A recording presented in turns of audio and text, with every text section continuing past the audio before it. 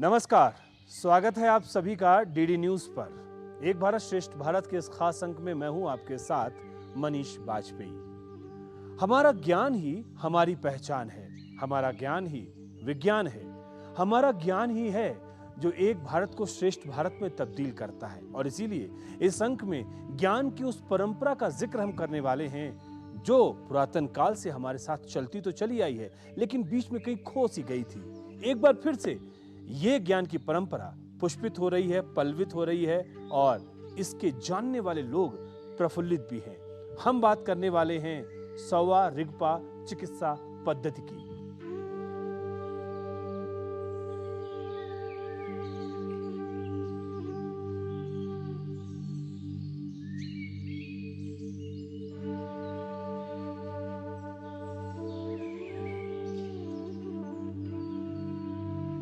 भारत देश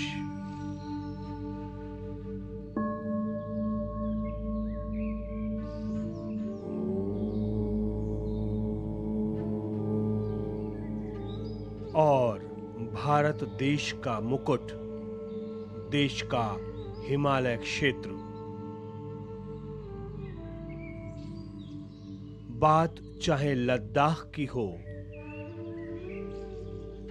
या फिर हिमाचल की, सिक्किम की हो या अरुणाचल प्रदेश की, इन सभी क्षेत्रों में स्वास्थ्य सेवाओं में एक चिकित्सा पद्धति सर्वरूप से मान्य है, सोवा रिगपा।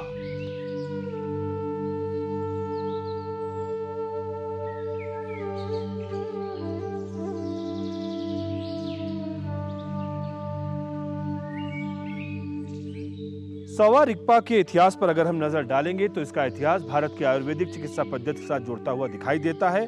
बात इतनी सी है, भारत में बौद्ध धर्म के उदय के साथ इस चिकित्सा पद्धति को जोड़कर देखा जा सकता है, क्योंकि बौद्ध धर्म का इतिहास अगर हम देखें तो सौवा रिगपा के इतिहास के साथ जुड़ता हुआ नजर आता है। समय, स्थिति, जरूरत के हिसाब से परिवर्तन हुए और यह चिकित्सा पद्धति सौवा रिगपा के नाम से मशहूर हुई, प्रसिद्ध हुई।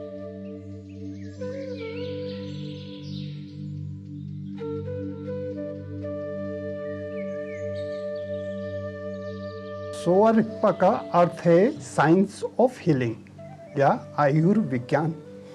तो इसका ओरिजिन अपने भारत से हैं, भगवान बुद्ध से हैं। भगवान बुद्ध के युग में और उसके बाद जब तक बुद्धिस्ट एरा चला तब तक सोवा रिगपा चिकित्सा पद्धति जो है पूरे भारत में प्रचलित थे। तो इसको अब मोर ओवर भारत की बौद्ध चिकित्सा पद्धति भी कह सकते हैं। धारणा ये है कि बोध गया के आसपास भगवान बुद्ध ने एक सुदर्शन वन हुआ करता था। उसमें सर्वप्रथम इस ग्रंथ का नाम है चतुष्तंत्र। चतुष्तंत्र या इसको हम लोग गुज्जी के नाम से जानते हैं। इस ग्रंथ का प्रवचन किया। उसके बाद भारत के जितने भी महान वैद्य हुए, जैसे जीवक थे उनके काल में, उसके बाद आपके वकबाट हो गए, फिर आपके नागार्जुन हो गए, चंद्रनंदन हो गए, इन लोगों ने इसको इनरिच किया और भी उसको इन्हेंस किया। उसके बाद जब तिब्बत जाने के बाद फिर इसको एडिशन करके तो ये आज के परिस्थिति में धीरे धीरे आया, जिसे हम सोवा रिगपा चिकित्सा पद्धति के नाम से जानती है। तिब्बत में बुद्धिज़्म फ्लोरिश होना शुरू हो गया। तो उस टाइम राजा के निर्णय से उन्होंने सबसे पहले तो अपना स्क्रिप्ट बनाई, जो कि भारत की देवनागरी पर आधारित है। उसके साथ ही उन्होंने तिब्बत से बंच ऑफ स्कॉलर्स, वो भी सीरीज में जो उनके गवर्नमेंट थी राजाओं का, मोनार्की का, तो उसके सिस्टमेटिक इंस्टीट्यूशनली यहाँ स्कॉलर्स भेजते थे। नालंदा, तक्षशिला जैसे जितने भी पुराने इंडिया के यूनिवर्सिटीज़ थे वहाँ स्टडी के लिए भेजते थे। वहाँ से सारे बुक का ट्रांसलेशन किया। लेकिन कि भारत की जलवायु और तिब्बत और हिमालय क्षेत्र के जलवायु में बहुत अंतर है और वहाँ के जो प्राकृतिक औषधियाँ हैं जैसे जड़ी बूटी है उसमें भी बहुत बड़ी अंतर है। तो तिब्बत में जाने के बाद सोवा रिगपा के लिए सबसे बड़ी चैलेंज था कि इसको कैसे आप हिमालय के जलवायु के अंतर्गत इस सिस्टम को फिट किया जाए। तो उसी के कड़ी में फिर उन्होंने काफ़ी अमेंडमेंट किया। तो उसमें भी क्या था, उस समय में सालों तक ये लोग कॉन्फ्रेंस करते थे, जिसमें हमारे नेपाल हुआ, इंडिया हुआ, चाइना हुआ, इस सारे क्षेत्र के स्कॉलर्स को बुला के कॉन्फ्रेंस 3-4 बार ऐसा मेगा कॉन्फ्रेंस करने के बाद जो यहाँ से चिकित्सा पद्धति लेके गए थे, उसमें अपने जितना भी विधाएं उनको इनकॉर्पोरेट किया। लेकिन कोर जो फंडामेंटल्स है वो स्वरिक्पा का, जैसे आयुर्वेद का अपने भारतीय चिकित्सा पद्धति कहा है, 5 महाभूत त्रिदोष, इसका बेसिस है, उसी पे आधारित ये सिस्टम चली। राष्ट्रीय सोवा रिगपा संस्थान के बारे में हम जिक्र करें और इसके बारे में हम आपको बताएं, उससे पहले यह जानना बेहद जरूरी है, सोवा रिगपा चिकित्सा पद्धति किन आधारभूत सिद्धांतों पर काम करती है, किस तरीके से उपचार होता है, यह सब जानना भी बेहद जरूरी है। तो चलिए देखते हैं।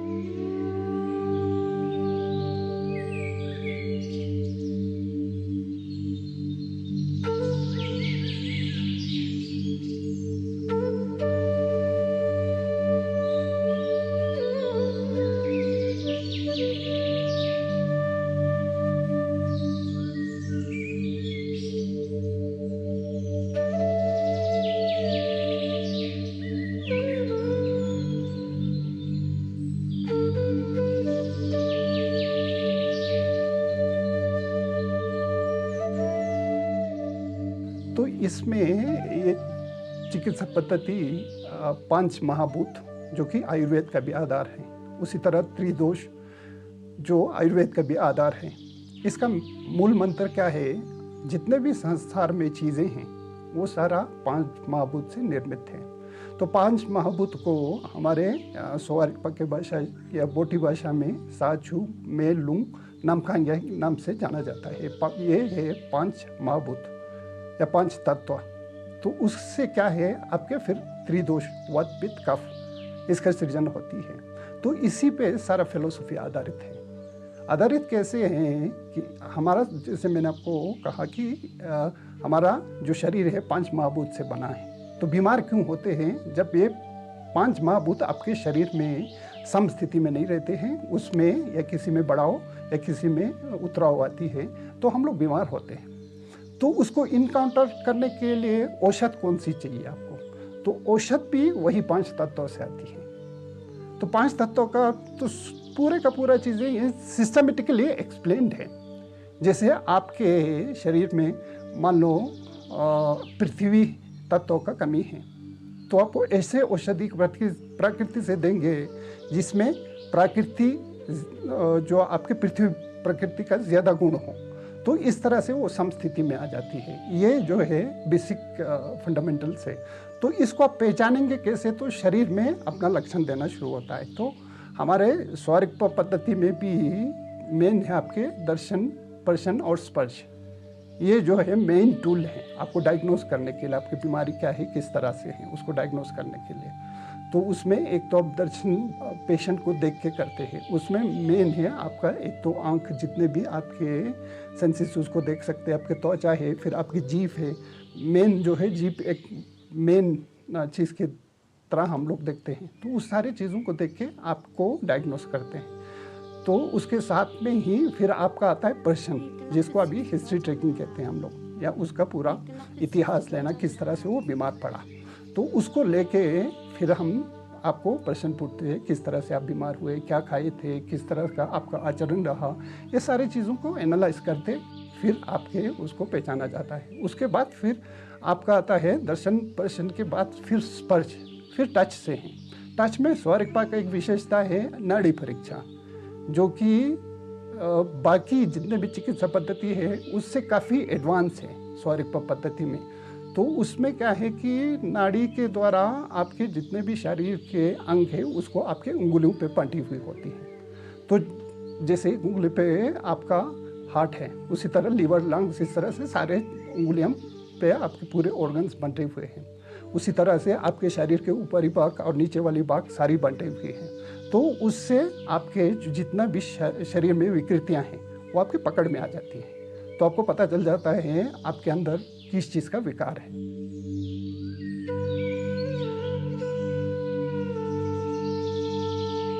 जब हम प्राचीन भारत का जिक्र करते हैं प्राचीन भारत की श्रेष्ठ विद्याओं का जिक्र करते हैं उसमें सोवा रिगपा भी है, और वो इसलिए कि पुरातन काल से सोवा रिगपा ये जो चिकित्सा पद्धति है वो या तो वंशानुगत पिता से पुत्र में या संतानों में या वो लोग सीखते हैं, या फिर गुरु शिष्य परंपरा के तहत ये चिकित्सा पद्धति लगातार चली आ रही है।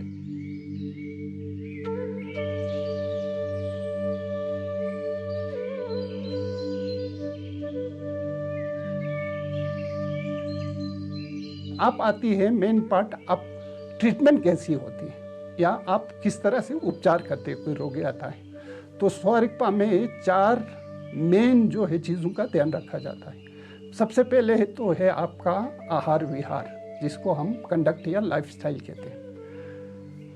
तो उसमें क्या है, आपको एक तो आपके शरीर की प्रकृति देखी जाएगी, आप वायु प्रधान है या पित्त प्रधान है या कफ प्रधान है, एक वो क्राइटेरिया हुआ।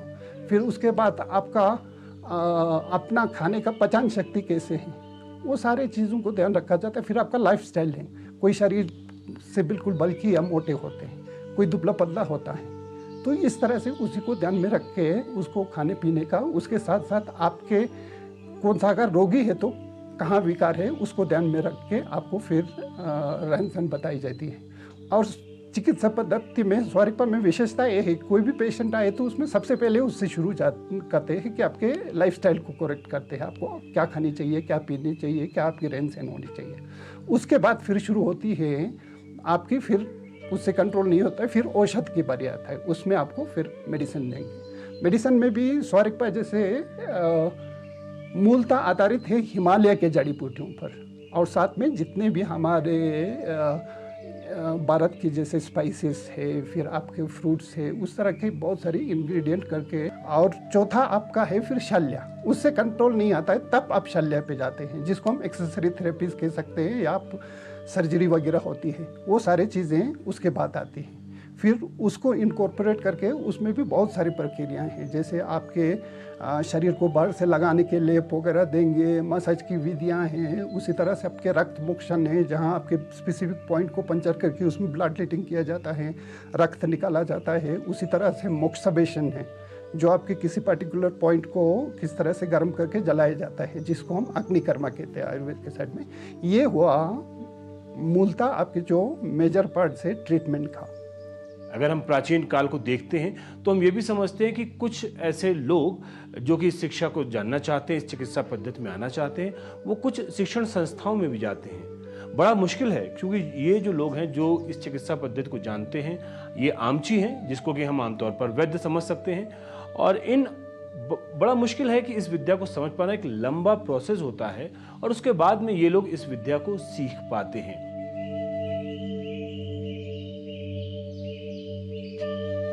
पुराने ज़माने में मैक्सिमम आज भी जो हमारे लद्दाख में अमची कहते हैं, जो प्रैक्टिशनर है उसको अमची कहते हैं, जो कि मंगोलियन शब्द है। उसका होता है सर्वश्रेष्ठ काइंड ऑफ थिंग, उसका नाम होता है। तो उसका मेन बनती कैसे कि उसको एक तो हेरिडेटरी से, अब लद्दाख में आप भ्रमण करोगे उसी तरह से बाकी हिमालय क्षेत्र में भ्रमण करोगे तो उसमें आप पाएंगे कि हर क्षेत्र में अपने गाँव में एक ना एक वैद्य होती है, जिसका मैनेजमेंट कम्युनिटी ही करती है। तो अमची जो है गांव का सबसे रिस्पेक्टेड होता है, उसका फैमिली लिनेज में ही सिस्टम चलते हैं। जैसे मेरे पिता अमची है तो मेरे को उन्होंने अमची का ज्ञान दिया, तो इसी तरह से लिनेज सिस्टम में लगभग हजारों साल से लद्दाख और अन्य हिमालय क्षेत्रों में चली आ रही है।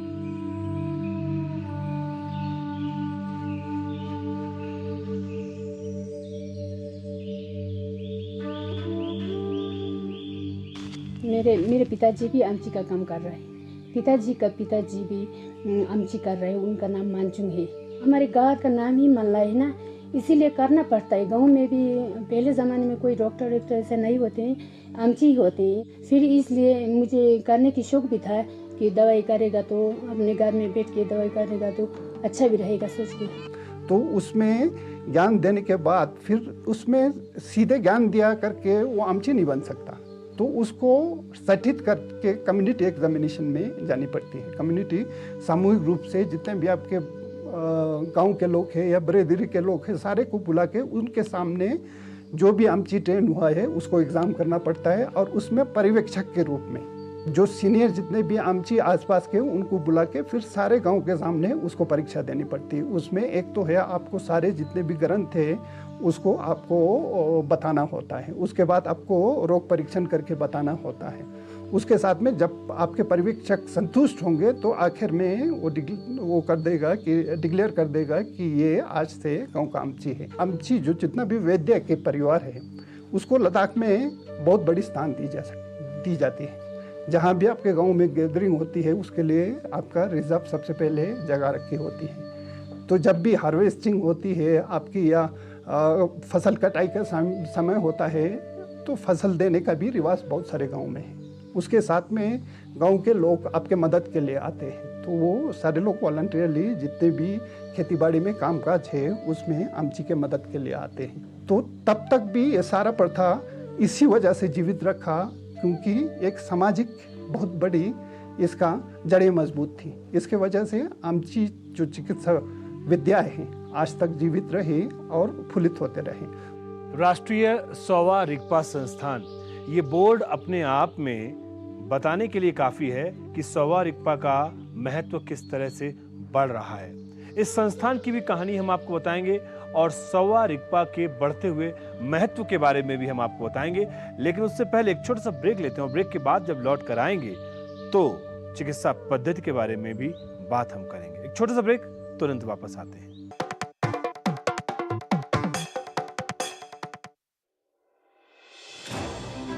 भरोसा सिर्फ तेजी से नहीं, बना है सटीक खबरों से। दावे नहीं, दिखाते हैं तथ्य, दिखावा नहीं, चुनते हैं सच। दस्तक सनसनी की नहीं, खबरों की देते हैं हम। यही है रिश्ता आपका हमारा, बना है अटूट भरोसा वर्षों की मेहनत से। डीडी न्यूज, भरोसा सच का। ये भरोसा और हो रहा है गहरा क्योंकि आपका अपना चैनल अब है नए तेवर और नए कलेवर में।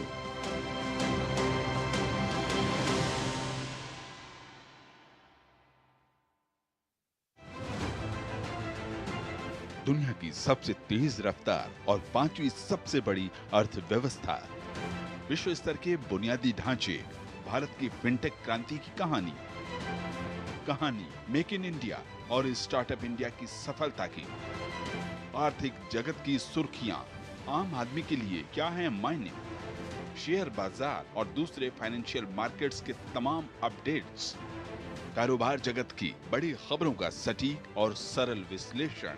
देखिए इकोनॉमी टुडे सोमवार से शुक्रवार सुबह 9:30 बजे सिर्फ डीडी न्यूज पर।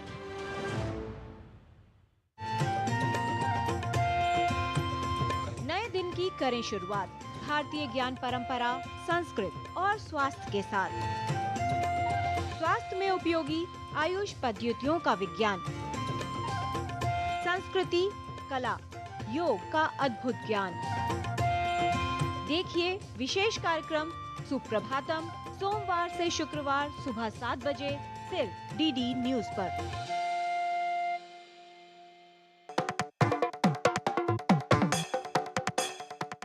Welcome back. ब्रेक के बाद एक बार फिर से आप सभी का स्वागत है डीडी न्यूज पर, एक भारत श्रेष्ठ भारत में मैं हूं आपके साथ मनीष बाजपेयी। देश में आमतौर पर सौवा रिगपा चिकित्सा पद्धति को तिब्बत औषधीय परंपरा से भी जोड़कर देखा जाता है, लेकिन पिछले कुछ सालों में देश में इसका प्रचार प्रसार तब से बढ़ा है जब केंद्र सरकार ने इसे आयुष मंत्रालय के तहत मान्यता प्रदान की। आयुष परिवार में सौवा रिगपा सिस्टम को शामिल किया गया है और हमारा जो लेह लद्दाख है वहां पर अब उसका एक अंतर्राष्ट्रीय स्तर का सेंटर विकसित किया जा रहा है।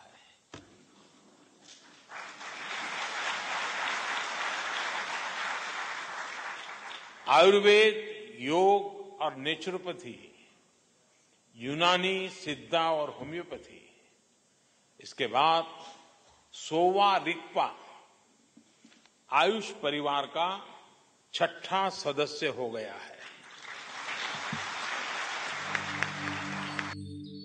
इसके पश्चात 100वां रिगपा चिकित्सा पद्धति को लेकर देश भर में एक जागरूकता देखी जा रही है और युवाओं में इसके प्रति रुझान भी। केंद्र सरकार ने एक बड़ा तोहफा दिया है उन लोगों के लिए जो 100वां रिगपा चिकित्सा पद्धति से जुड़े हुए हैं, जो इसके ज्ञान को समझते हैं और उनके सालों पुरानी मुराद पूरी हो गई क्योंकि अस्तित्व में आ गया राष्ट्रीय 100वां रिगपा संस्थान। और ये संस्थान इस चिकित्सा पद्धति के लिए वरदान साबित हो रहा है। रिसर्च की व्यवस्था की जा रही है। जो लोग इस चिकित्सा पद्धति से जुड़ते हैं उनके लिए पूर्ण तरीके से एक प्रशिक्षण की सुविधा यहाँ पर उपलब्ध कराई जा रही है और वाकई अब इसका भविष्य और बेहतर होने वाला है। तो इसमें सबसे बड़ी पॉजिटिविटी तो तब आई जब भारत सरकार ने इसको ऐसे आयुष चिकित्सा पद्धति मान्यता दी। तब तक सबसे बड़ी कठिनाई थी जब आप सरकारी किसी नियम के अंतर्गत नहीं आते तो सरकार की तरफ से आपको कोई सहायता भी नहीं मिलती, तो सरकार की तरफ से कोई संस्था की स्थापना भी नहीं होती है। तो यहाँ के चिकित्सकों द्वारा और हमारे आमची एसोसिएशन द्वारा काफ़ी समय तक ये प्रयास जारी रहा और अंत में 2010 में ये आयुष में सम्मिलित हुआ। यहाँ पे मैं दवाई लेने आई थी मेरी बहन और पापा के लिए, क्योंकि वो पहले भी यहाँ पे आ चुके हैं, आके टेस्ट वेस्ट करके दवाई लेके गए थे। तो वो दवाई उनको बहुत फ़र्क हुआ। अभी उनका जो पेन है वो बहुत कम हो चुका है। तो अभी डॉक्टर ने बोला था कि इसको कंटिन्यू रखना है, तो हमने फिर से ले ली। अब जब देश एकता और अखंडता के सूत्र में बंधा हुआ है तब देश श्रेष्ठता की तरफ आगे बढ़ रहा है और इसमें देश की प्राचीन ज्ञान परंपरा का अमूल्य योगदान दिख रहा है। 100वां रिगपा चिकित्सा पद्धति एक भारत श्रेष्ठ भारत में कुछ इसी तरह से अपना योगदान कर रही है। एक भारत श्रेष्ठ भारत के लिए लद्दाख की बहुत बड़ी योगदान है। एक तो ये सीमावर्ती क्षेत्र है और यहाँ हमारे पर रिसोर्सेस है। यहाँ के ज्ञान और लोगों को मिलकर हम एक भारत श्रेष्ठ भारत के लिए बहुत बड़ी योगदान दे सकते हैं, अभी भी दे रहे हैं और इसको आगे और भी बढ़ाने का बहुत बड़ी स्कोप है। कल तक जो हमारे ज्ञान का उपहास उड़ाते थे आज वो हमारे पास आते हैं। आज हमारी उन्हीं ज्ञान की पुस्तकों को अपने यहाँ पर ले जाकर उनका अनुसंधान करते हैं। लेकिन अब जरूरत यह है कि हमें हमारे ज्ञान पर ही पुख्ता होने की जरूरत है, उस पर भरोसा करने की जरूरत है और यही वो बात होगी जिससे हमारा भारत एक भारत से श्रेष्ठ भारत में तब्दील होगा। यही हमारा भी ख्वाब है और यही हम सबका ख्वाब है कि हमारा भारत एक भारत श्रेष्ठ भारत बने। तो फिलहाल इस कार्यक्रम में दीजिए मुझे इजाजत, लेकिन इस वायदे के साथ में कि फिर होगी आपसे मुलाकात। तब तक के लिए नमस्कार।